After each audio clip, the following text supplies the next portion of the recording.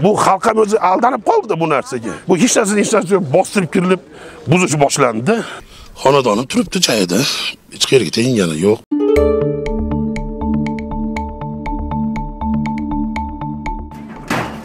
Boshqa qilib uy-joylarimizni buzyapti.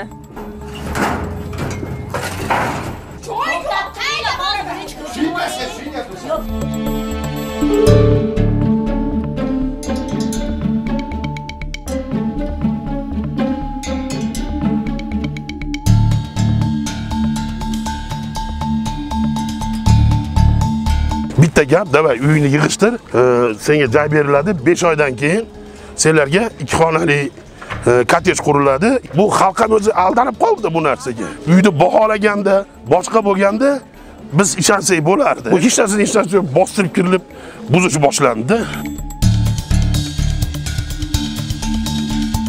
Xonadonim turibdi joyida.